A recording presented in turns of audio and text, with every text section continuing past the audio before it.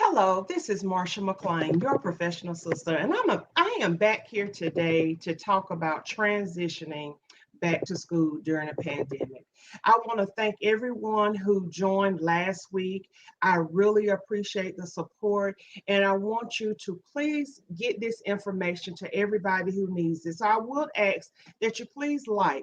Please share. Yes, I know I sound like a broken record, but do it, and I won't have to keep saying it. Okay, just know when you come to this live that you need a like, that you need to share. It's a free way to support a Black business. I'm not going to say a small business because it's small right now, but I have opportunity to go even further and further. So I'm just going to say a Black business, a female business, whichever one you want to support. Okay.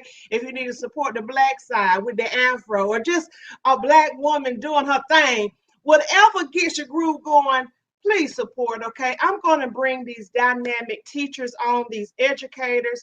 I will warn you, one of my educators is having some technical issues, but she will be on. Okay, she's having a little technical issues. I think they're having storms in her area, so bear with us. But I have two dynamic educators that are coming on right now. Okay, please welcome them as I bring them on. And I'm bringing on Nicole as well as Coretta. I'm going to start with Coretta just so I can do my alphabetical for right now. So Coretta, if you will start and just refresh people on who you are and what you do and how they can follow and support you, okay? Sure. So I'm Coretta Collins, and I'm actually a family nurse practitioner. But if you know anything about nurses, we are educators. So that is a part of what we do as well. I serve in the Birmingham area. You can follow me at CC the NP on Instagram and on Facebook. I'm there. I have a page called Confessions of a Nurse Practitioner, which is a blog that I write. You can visit that website at www.ccthenp.com. And I just thank you, Marsha, for having me back. Oh, thank you so much. So, and we're going to start next with Nicole. Nicole, if you'll refresh everyone on who you are, what you do, and any other information you'd like to provide, okay? All right. Thank you, Marsha, for having us again this week. My name is Nicole Melendez. I am an educator in the state of North Carolina. I am certified K-12. I also have my administrator's license. I have a background in counseling and psychology. And this year, I decided to go back into the classroom as an educator for the virtual school so that I could ensure my safety by staying home this year. So I look forward to having this discussion today and just discussing how we can move forward in this pandemic in the most productive ways. Absolutely. So we're going to get started. One thing that I just want to start with is I think this anger is displaced towards the school teachers, but we are going to get into moving forward. I just think it's displaced because it's something that is people can acknowledge and say, I'm mad because of this, and that, instead of just admitting we're in a freaking pandemic. It's been going on for 5 months. Your life has not gotten back to normal. And because this is a thorn in your side, you attack it. And I'm going to say something controversial. If it hits you, just say ouch, or, send it to my email, okay? So at the end of the day, if you have a child, you are responsible for that child, whether that teacher is there or not. And you're getting mad at a teacher. Don't misunderstand me. I know we have to work. We have to work. We have to take care of our children. But at the end of the day, if school is not there, you are responsible. And I want you to be careful with what you're saying and demonizing the school and the teachers, because that child is listening to you. And they may feel like the teachers don't love me or support me. And that's not the case. We're just in a pandemic. You're stressed out, you're having a bad day, and you need to just admit it. Go for a walk, come lay on my couch, come talk to me. I'll help you out, I'll get you connected somewhere, but it's displaced. And you need to be mindful of that, okay? You have to be careful what you say because somebody is watching you. And some of you parents, I'm really a little disappointed in. I thought you would be more supportive of the teachers, the same teachers that taught your kids last year, taught them how to tie their shoes, taught them how to read and write, even taught some of y'all how to read and write and remember a noun, form, verb, but we ain't gonna go there. And now it's like, I'm angry. I need to go to work. My child need to have a safe place. So we acknowledge it is what we're gonna do. That's what I've given you an opportunity to do. So breathe, say la, and we're gonna get right in with Coretta. I want Coretta to talk first because it was a few things that I forgot to talk about last week from this mighty nurse practitioner. Coretta, please talk to us about Clorox and the Clorox shortage.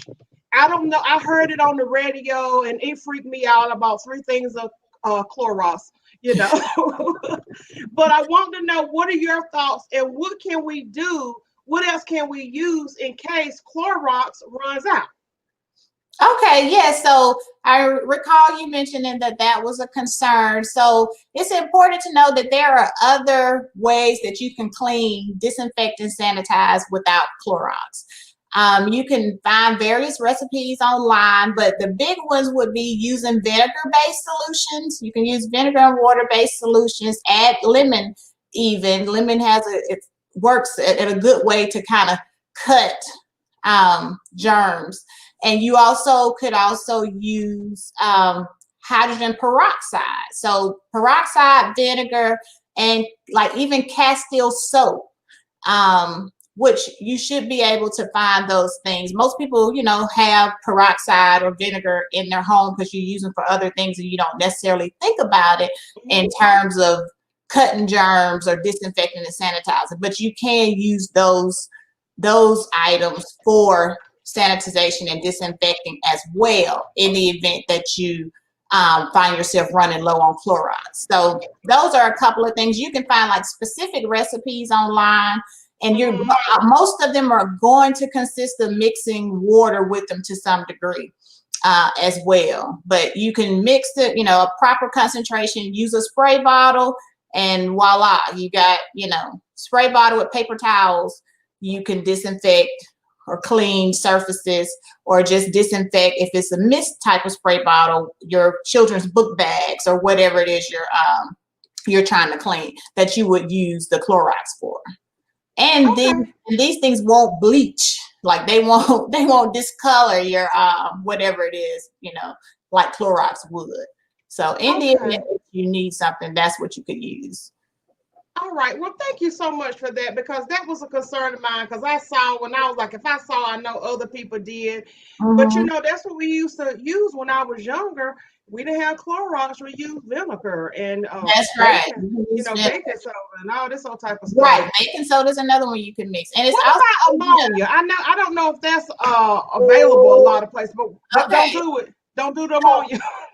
The thing about ammonia is it can release, if you mix ammonia with the wrong cleaning products, it can release toxic, toxic chemical. It can these vapors. So if you don't know what you're doing in terms of ammonia, I say just leave ammonia right where it is, because you don't want to cause any.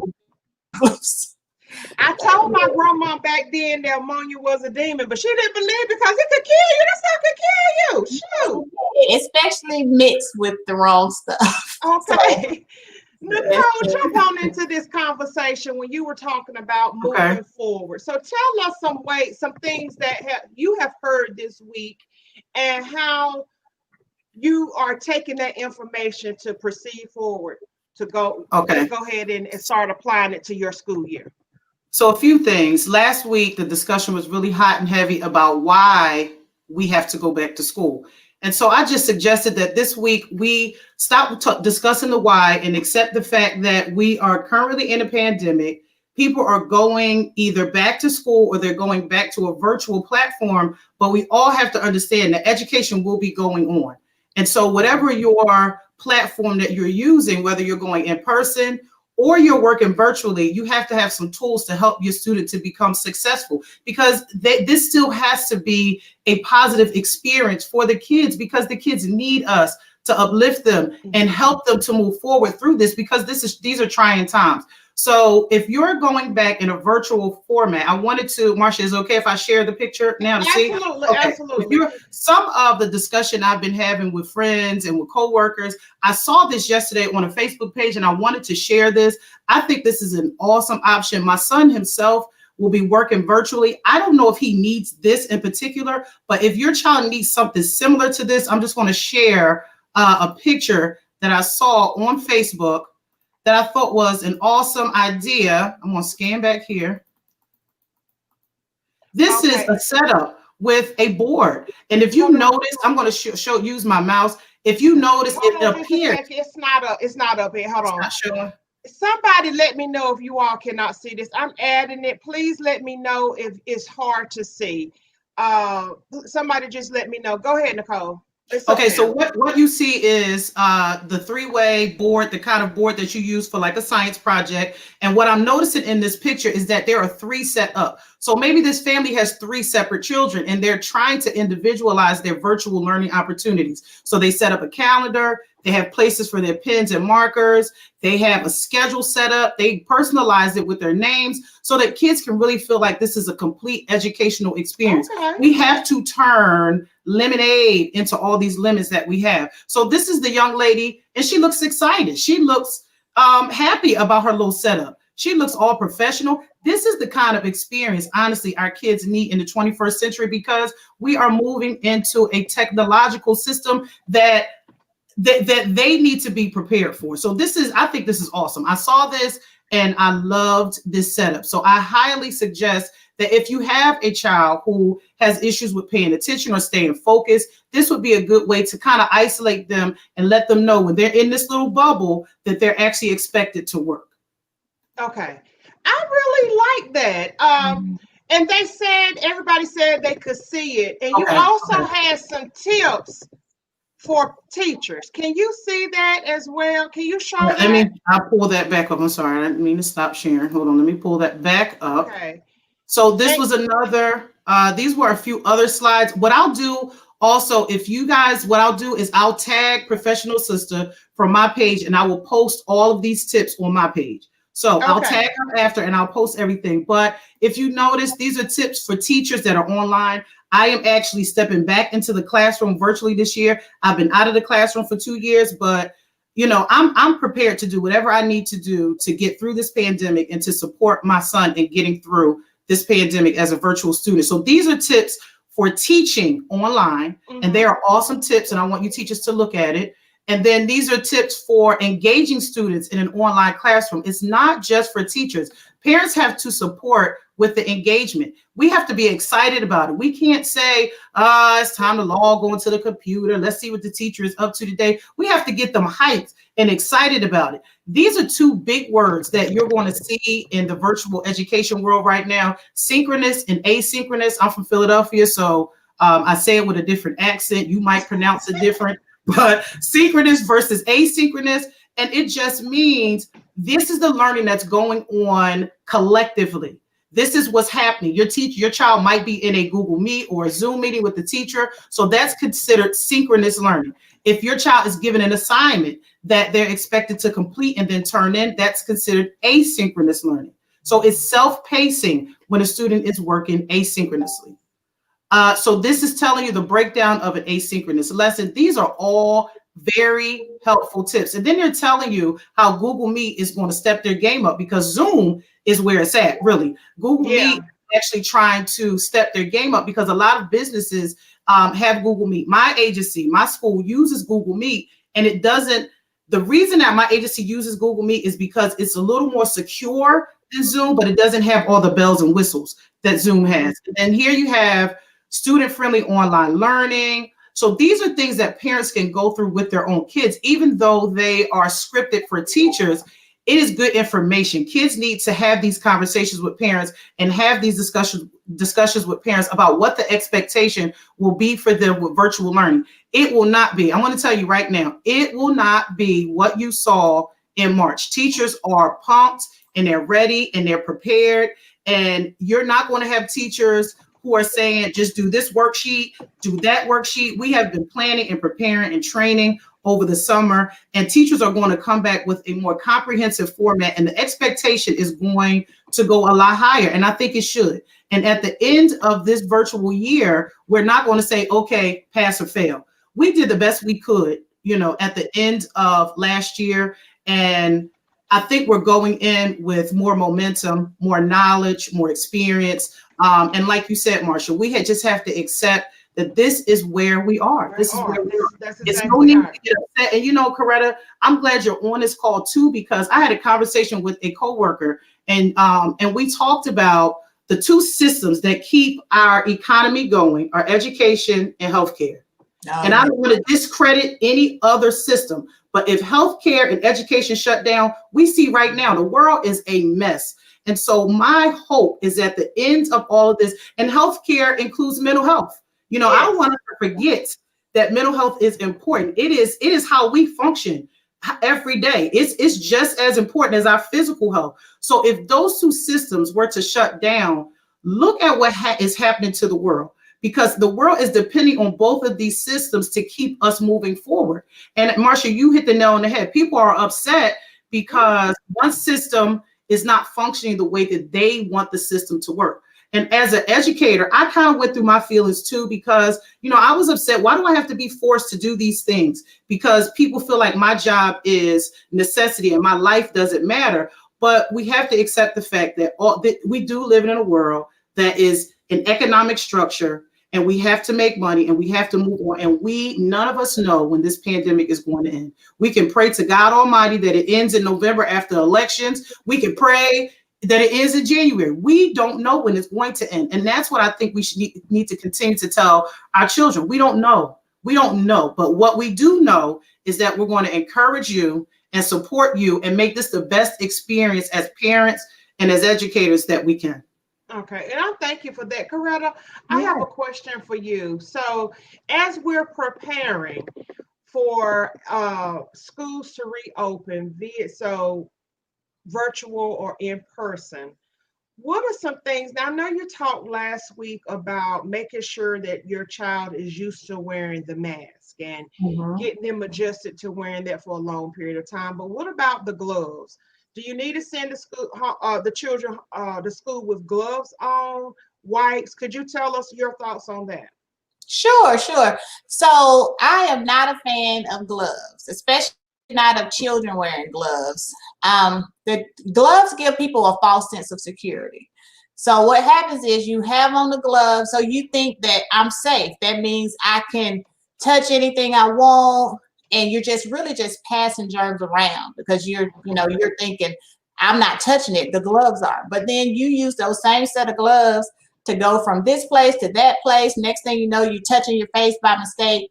You've totally defeated the purpose. So really, gloves are not necessary for students. They're not necessary for teachers. They're mainly necessary if you work in healthcare and if you're in like the food profession, of course. But outside of, and of course, if you're a teacher and you're cleaning up, bodily fluids or something, absolutely wear the gloves. But just as a general practice, you should not be wearing gloves because most people are just not going to do right with them on, because it's easy to lose track. When you have gloves, you have this false sense of security. My hands are covered. I can just go on about my business, but you're touching this, touching that, and you're just spreading more germs. So you really Where did that come from then, the importance of wearing gloves? And, I was telling you all before we went live about this story. I went to the restaurant. Yes, I still go to the restaurant. I'm only getting tea though. But the man gloves was so dirty. And then he coughed on my drink. And I drove off and the man was like, you left your drink? And I was like, you can keep that. But I'm wondering, when I see this, how often are you changing these nasty gloves? And then I'm saying this even when I take my grandson to get his haircut. How often? Because you're not changing them in between people. You're using the same gloves. And so I'm wondering where this comes from. Yes, and so that's the issue. So if you're going to wear gloves, you should be changing them between each person. So if you're in a service they should be changed between each person. And then if you're in the food business, you shouldn't be, giving somebody a drink with the same gloves you may have touched their money with. Money is very nasty, and then also actually prepare the drink. So that's why you really just need to be washing your hands as frequently as you can and using hand sanitizer. That's going to be the safest approach. But wearing these gloves, it just, like I say, so that person probably thought, oh, I got gloves on. He thought he was making you feel safe because I'm sure he did. He thought he was making you feel safe, and you're looking at those gloves are filthy. It's like, sir, when's the last time you changed your gloves? And he done ran you away. This is what gloves can do to people. Like you probably, if you probably would have felt better if he had his bare hands and hopefully they were clean, as opposed to these dirty gloves with him.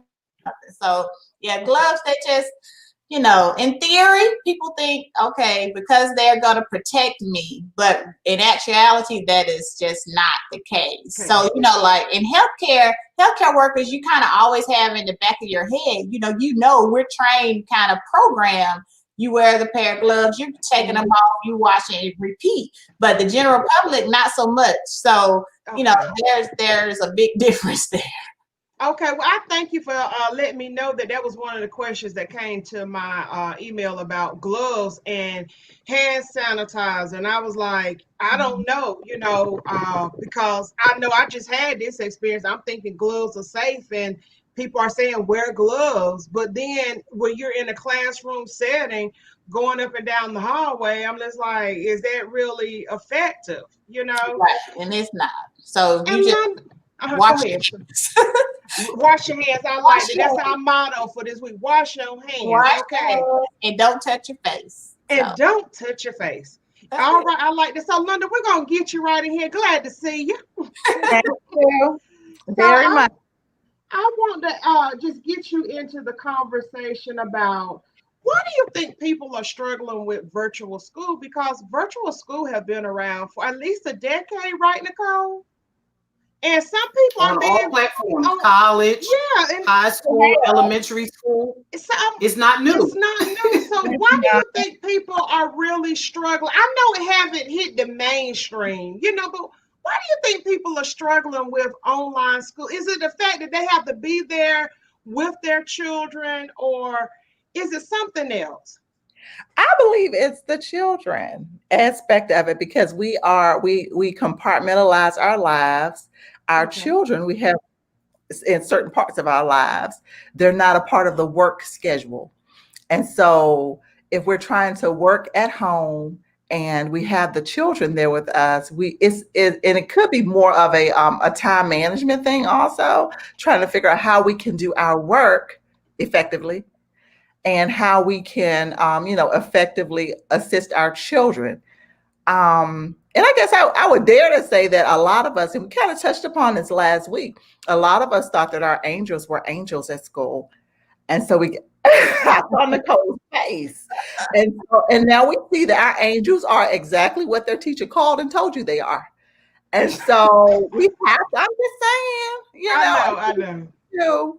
We have to, own up to that and make sure that, because a lot of us haven't really focused on the behavioral issues that go along with learning.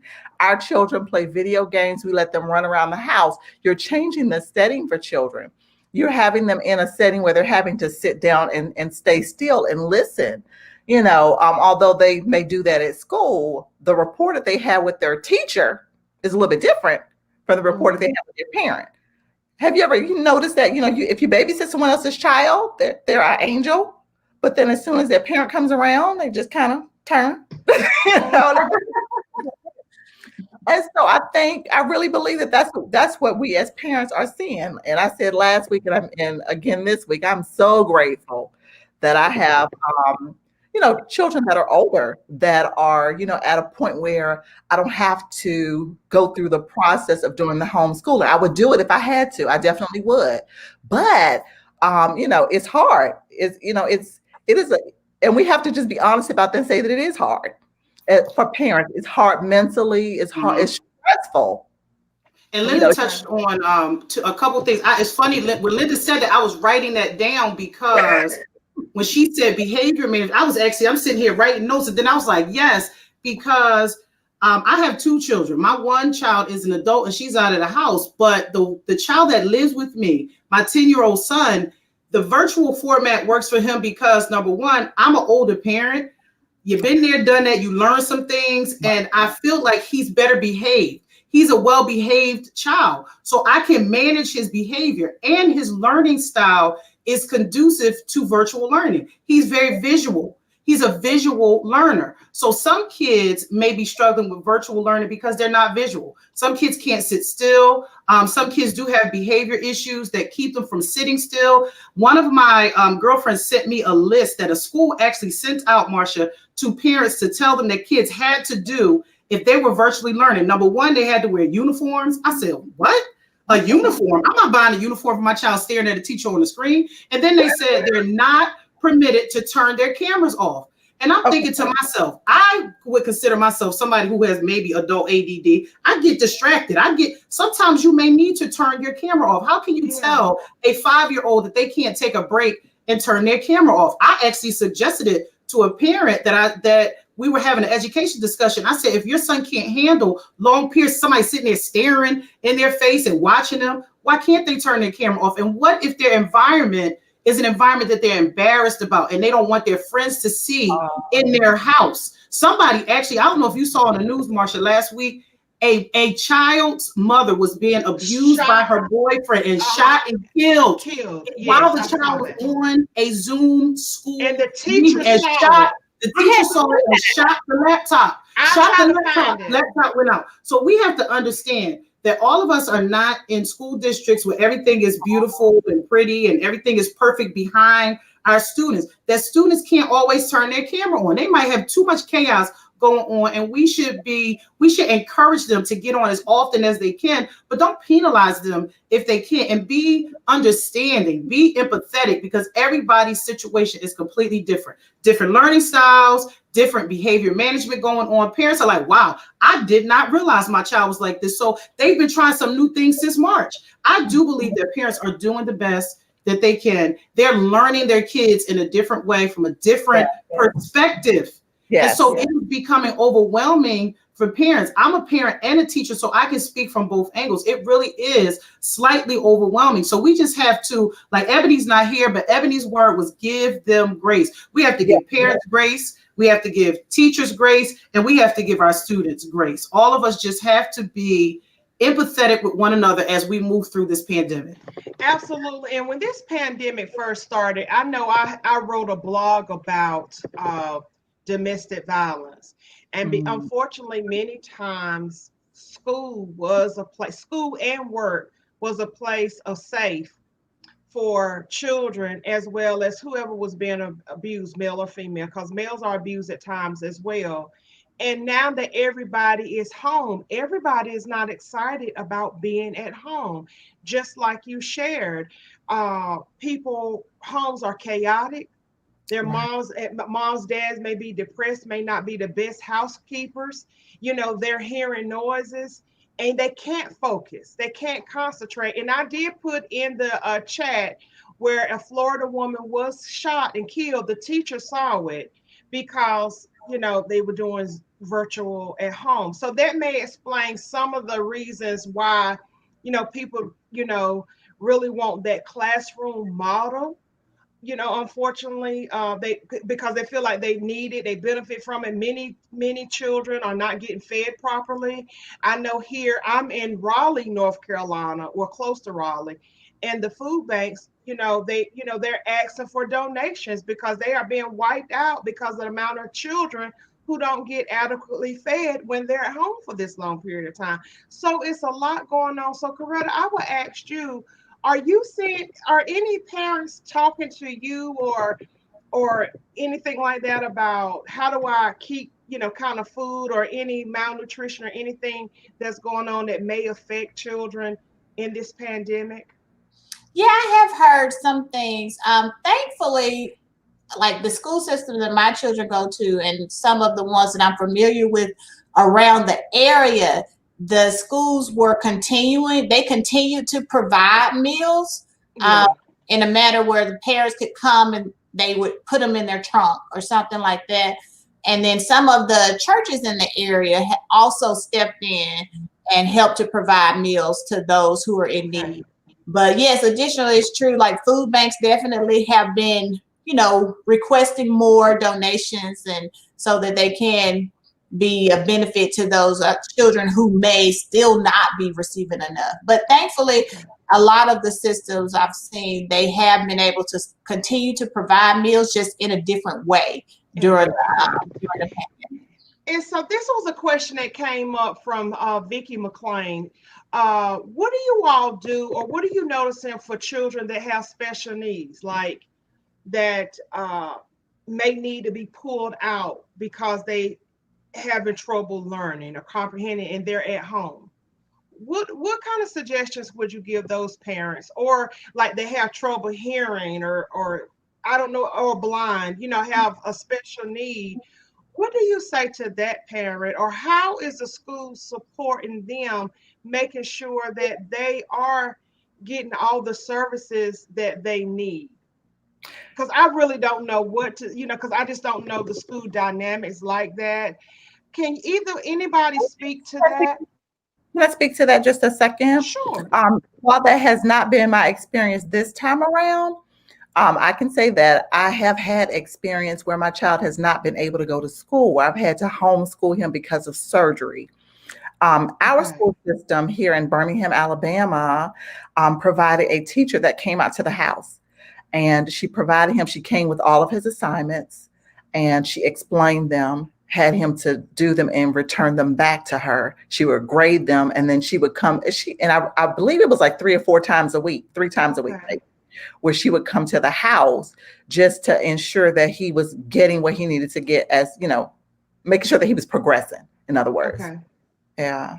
And so I think for our school district, they are providing assistive devices, but Marcia, really the stressor is on a parent, maybe a parent who has a child with physical special needs, or say if you have a child with a traumatic brain injury. In schools, you typically have a one-on-one contact, one staff to each child. And so now one of my coworkers and I had a conversation about it. We kind of thought maybe the school should consider opening, and I know this might be controversial, but maybe just open a school for special needs children who need to be in a school environment, that need the educational and the physical to support to be able to learn. And then the other students stay home. I know it's kind of hard to think about, let's weed the kids out based on academic ability, but I can't imagine. I know some of the kids that were in our building, I can't even imagine how even providing them all the bells and whistles of an assistive device, how they could be possibly learning in this way. They can't be. They can't be. And I would hate to think that that is a completely missed population. So maybe the schools should consider doing that, having the kids come in and the support services be there for them so they can learn in person and not virtually. I don't know.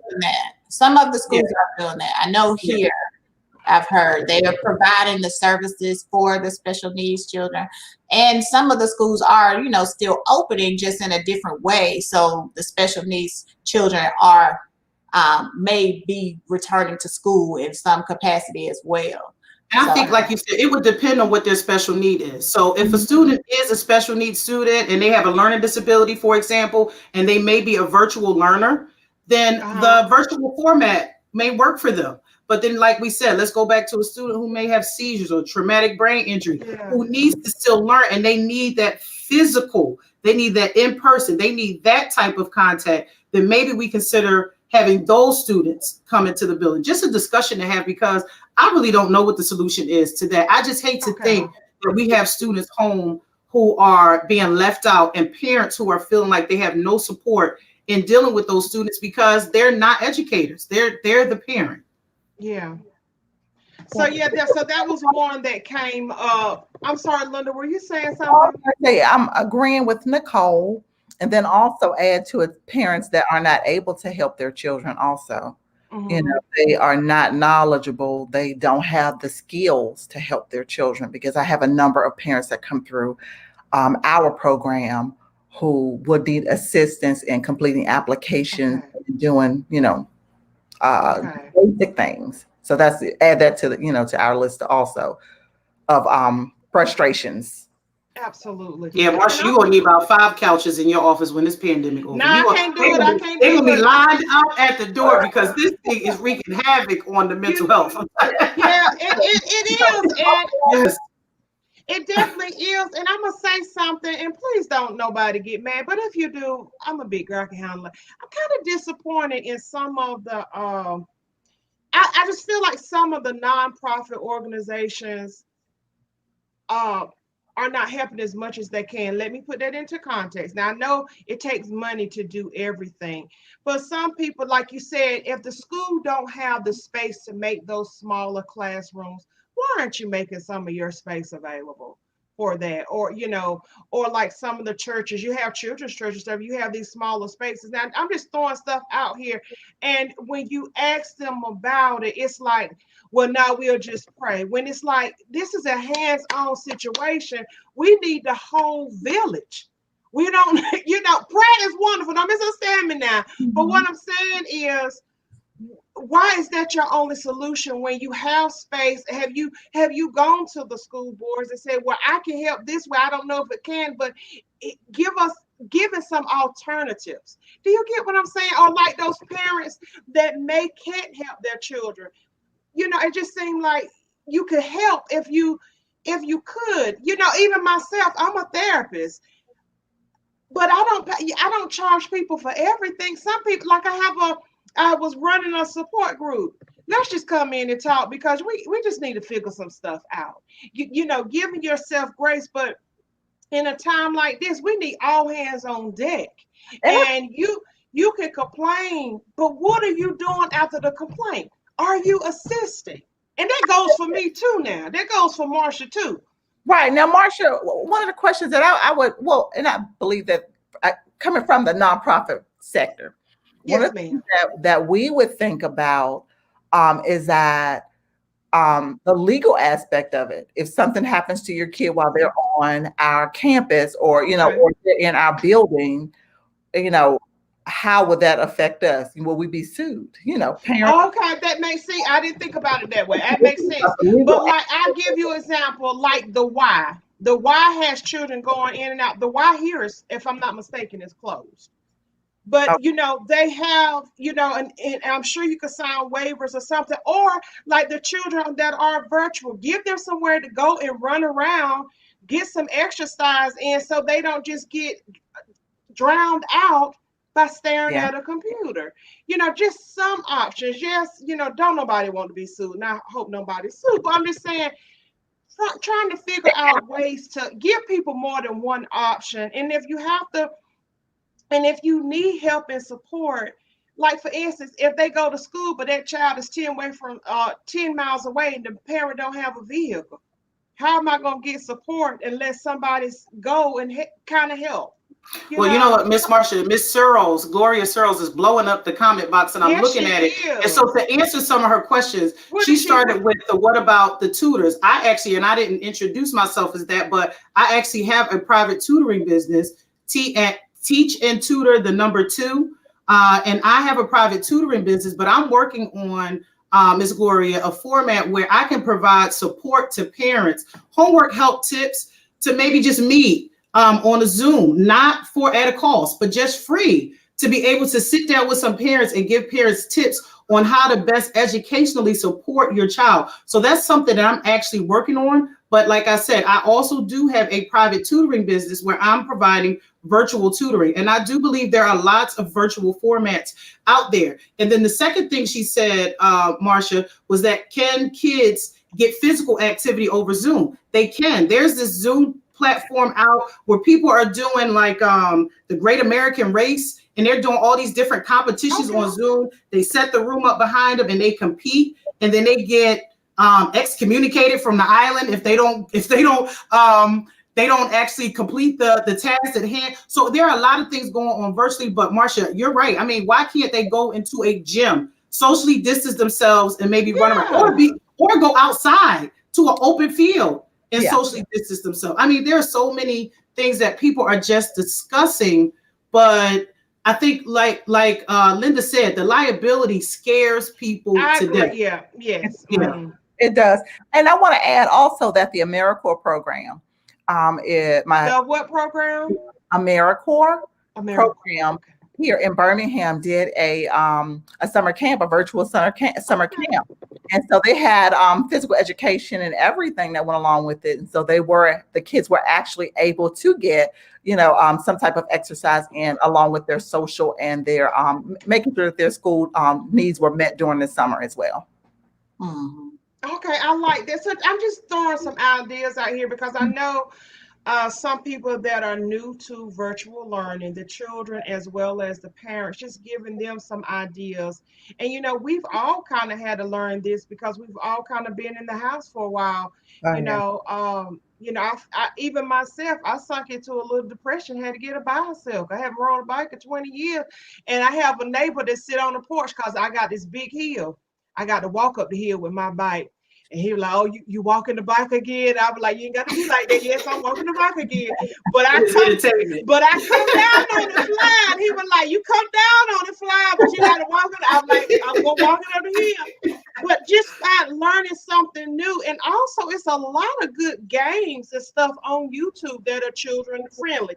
Make sure you look at it first because sometimes the sin try to infiltrate the little Yes. nudity and stuff. So be careful, but they got a lot of good stuff as well as Amazon Prime. If you're an Amazon now, don't get entangled with Amazon if you're not gonna do right. But Amazon got a lot of free exercise stuff as well that you can do and incorporate it into your day. Okay.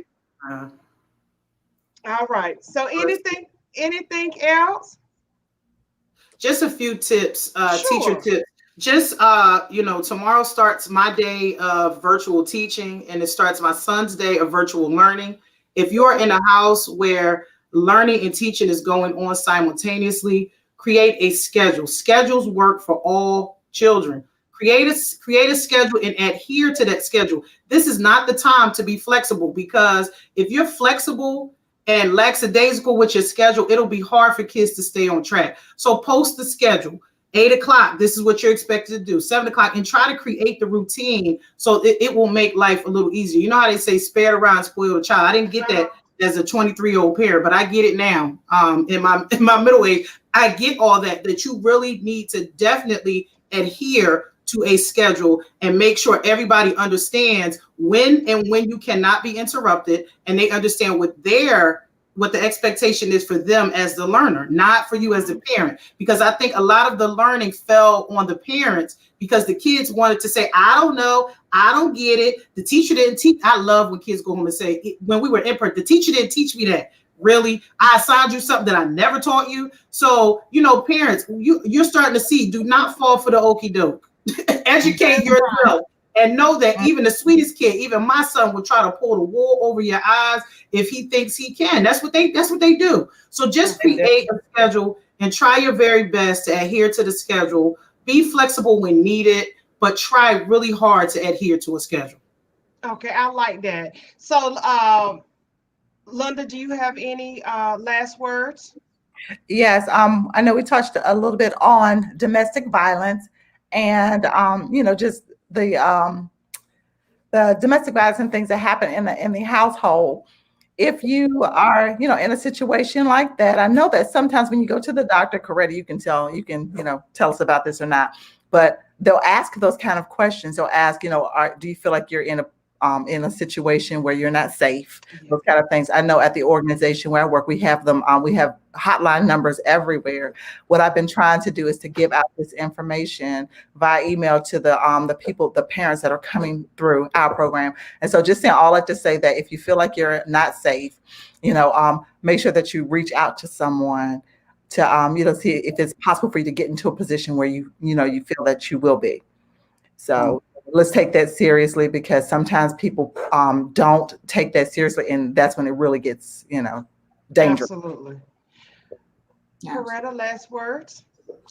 Oh, I just would like to encourage everybody, you parents, you're doing the best you can. Teachers, you're doing the best you can.